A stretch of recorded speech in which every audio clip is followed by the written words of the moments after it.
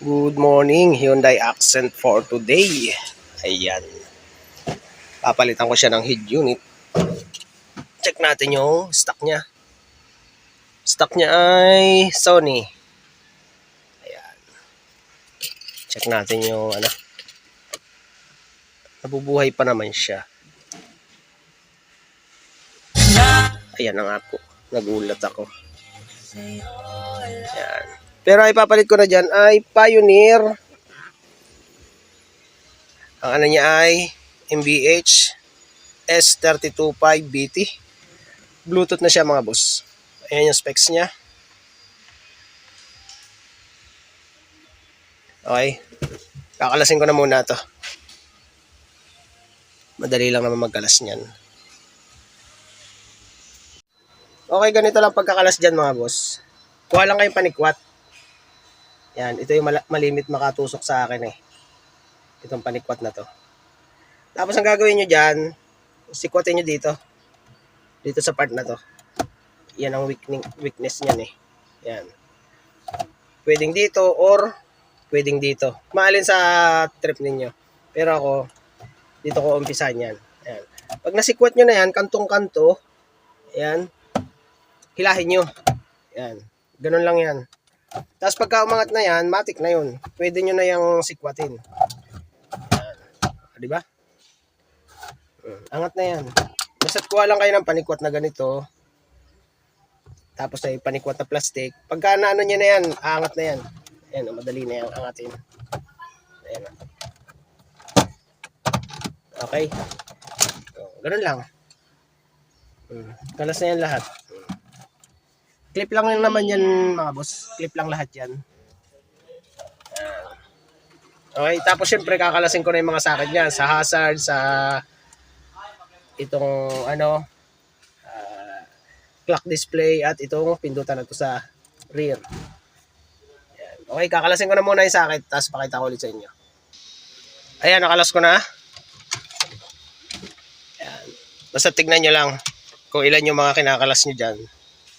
Kung napansin nyo naman, mga clip lang yan.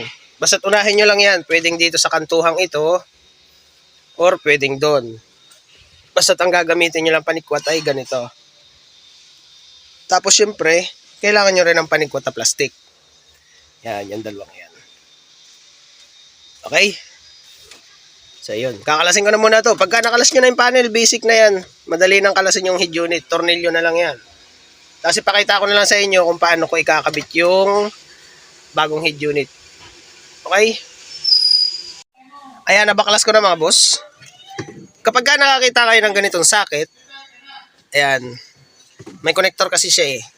Connector do sa original at connector do sa head unit. Pagka nakakita kayo ng ganito, ang gawin nyo lang dyan, putulin nyo na.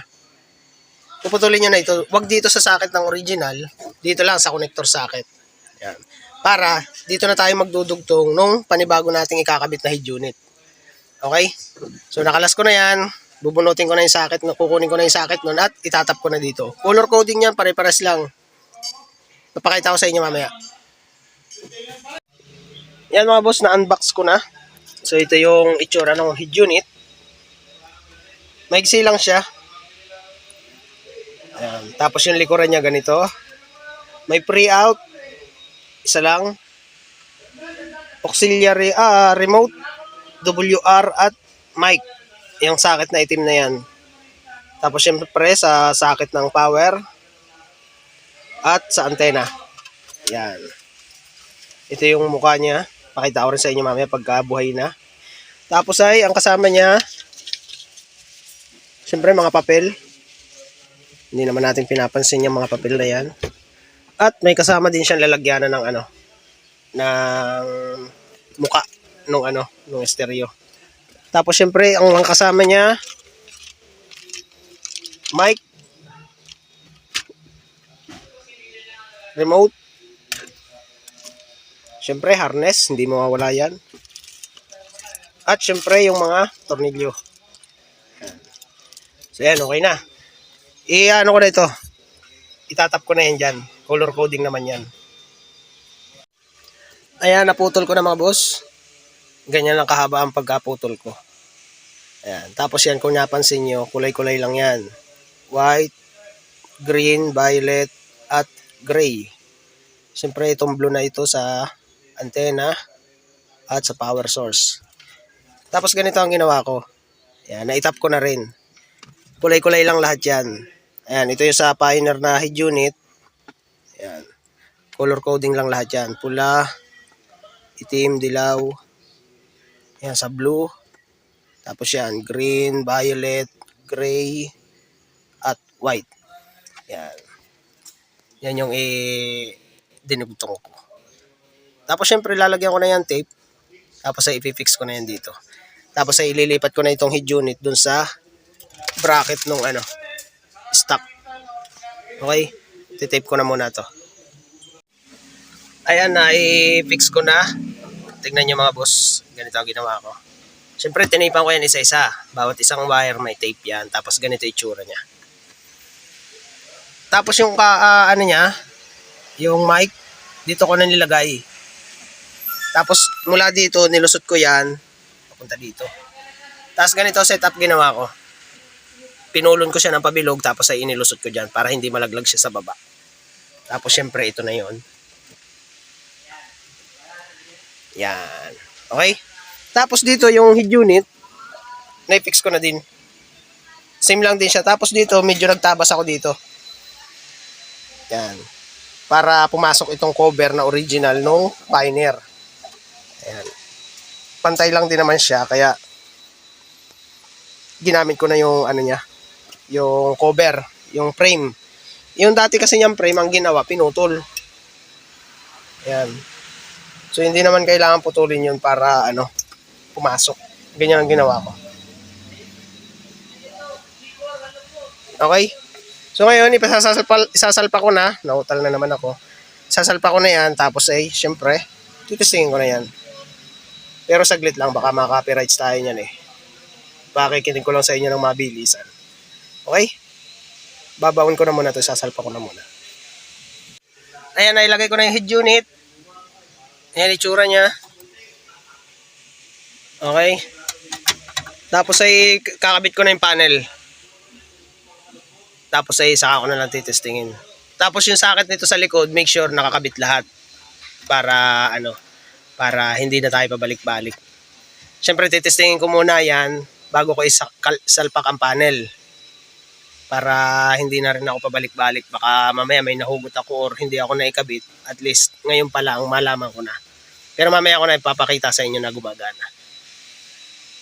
Titestingin ko na muna yan bago ko isalpak yung panel. Ayan, naisalpak ko na yung mga socket. Ayan. Bago nyo isalpak yung panel, make sure na naikabit nyo lahat ng socket. Para hindi na kayo pa ulit-ulit ng ginagawa.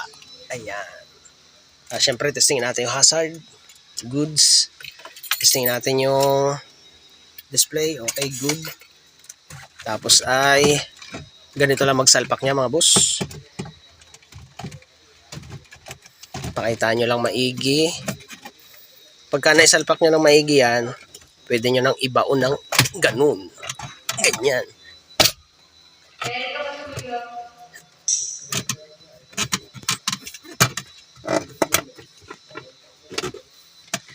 Okay, ganun lang. Pagka naisalpak nyo ng lahat, okay na yan. Ay, tayo naman. Pero yung dating nagbaklas niyan, ukab-ukab yung panel. Pero dapat doon lang naman sa magkabilang dulo na yun. Pagbabaklasin nyo yan. Huwag kayo mag-uumpisa dito kasi ang mangyayari ganyan. Magkakabingot-bingot ang panel ay ang sama naman ng itsura. Kaya pinaka-the best dyan, may tools kayo na ganito at ganito. Yan, dalawang yan. Para pagkakakalasin nyo dito ang una. O, di ba? Nakabaon na agad. Yan. Basta ganon. Naituro ko naman na sa inyo. Ngayon, testing naman tayo. Mabilisan lang at ayaw ko maka-copyrights. Yan. Pioneer. Okay. Yon. Tapos syempre ang niyan, Bluetooth, Spotify syempre sa Bluetooth. auxiliary input, Bluetooth audio, radio, syempre. Ito yung USB niya mga boss. Yung mic niya nandito. Ayan. Okay? So, ayun. Ayos na ito. Hyundai Accent. Installation ng Pioneer head unit. Ayan.